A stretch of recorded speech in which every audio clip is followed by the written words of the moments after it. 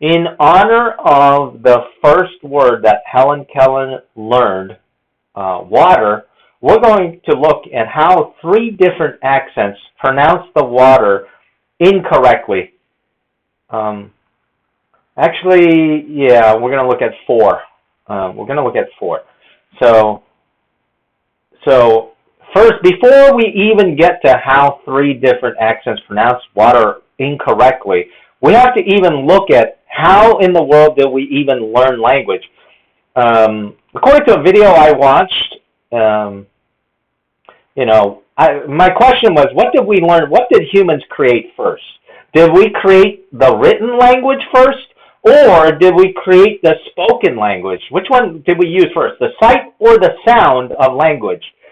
And it turns out, according to this person, the sound of language is first.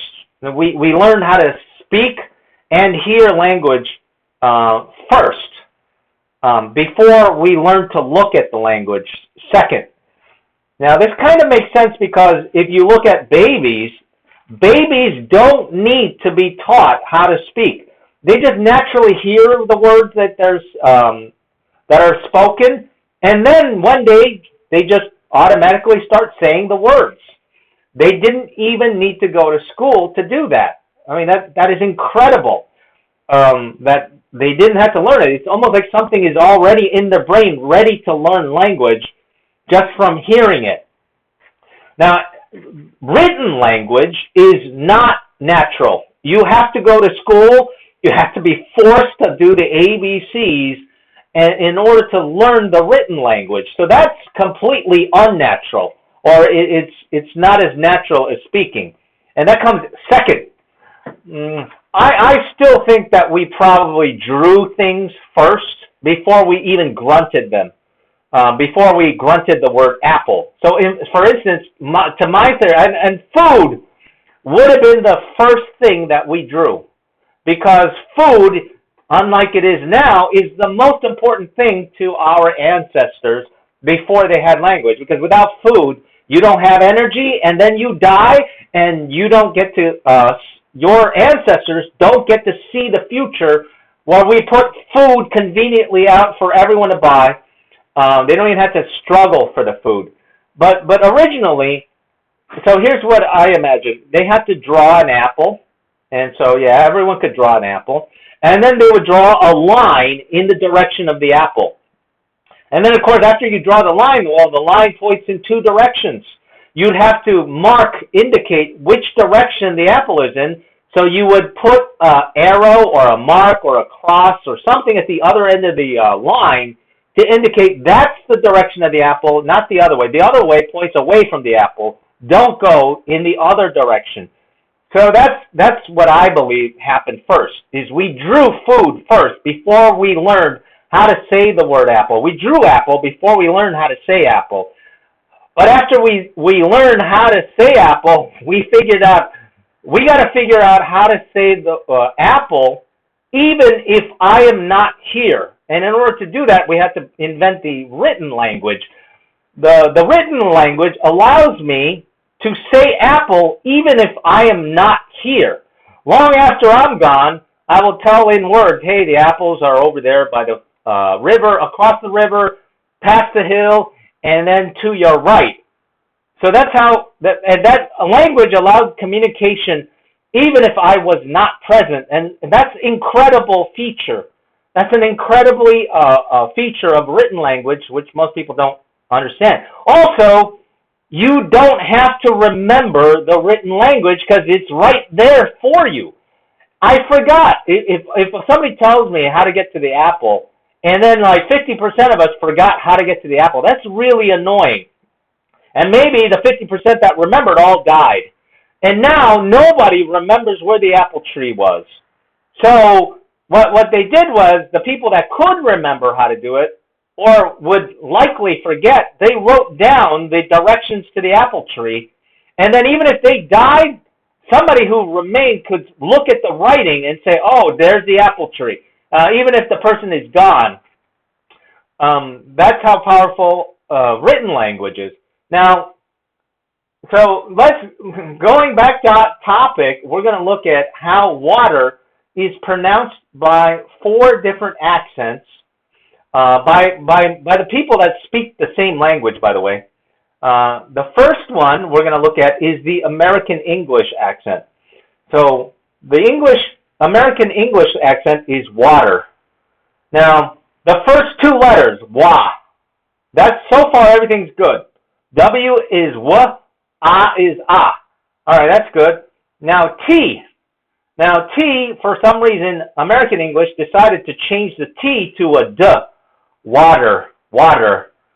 And we're actually pronouncing T as a D for delta.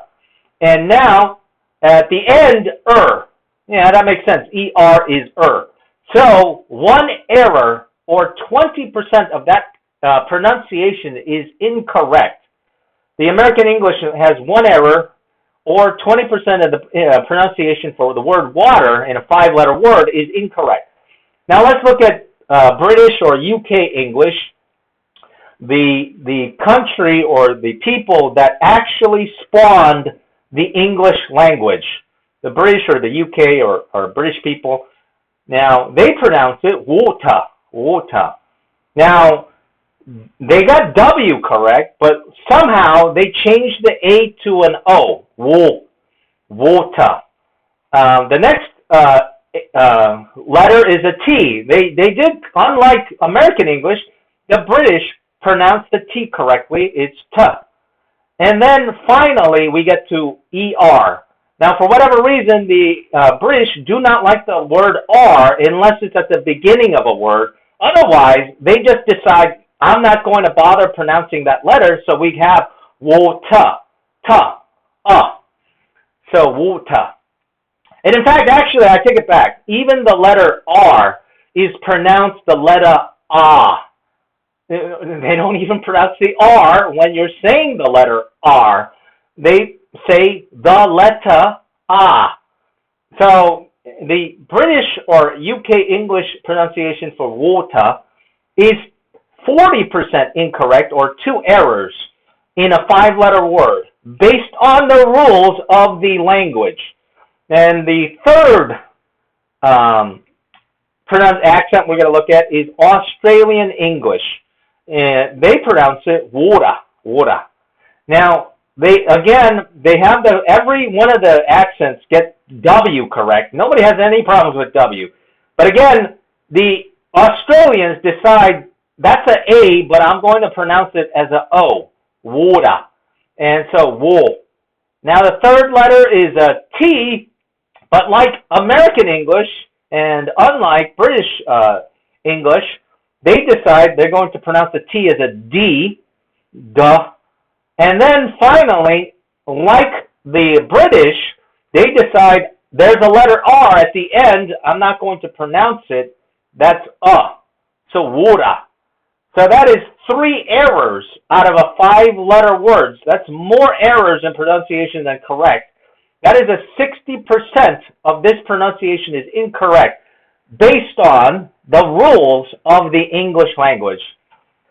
The fourth accent is Cockney, which is a variation of the UK or British English, and they pronounce it water. Again, no problem with W. Like the British English, they pronounce the A as an O. The T, they just completely say, we're not going to pronounce that either. Just like the R, we're not going to pronounce T. It's gone now. It's water. It's completely gone. And then ER is So again, R at the end of a word, not going to pronounce it. And we have now, just like the Australian accent, three errors in pronunciation, or a 60% of the pronunciation incorrect.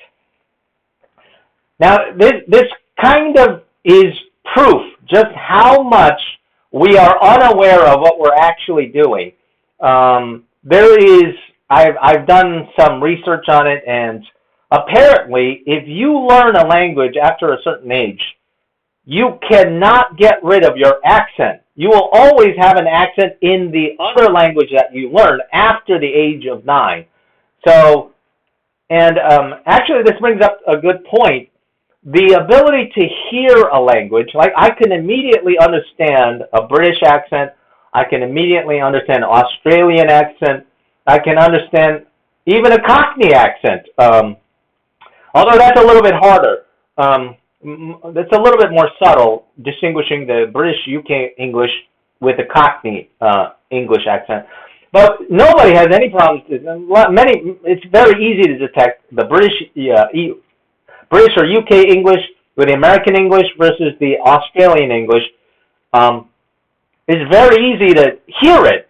But people that can hear the difference in those accents, if you ask them, okay, now go ahead and speak with a UK or British accent, and nobody could do that, or very few people could do that. And here's the reason. Obviously, what I can infer from that is that the brain center for hearing is completely separate from the brain center for speaking. Now, I can do that just based on logical deduction if you are actually paying attention to what's going on. So, again, this is another example of how we take, the fact that we don't even understand what we're doing when we're speaking the language that we think that we know. We technically do know it.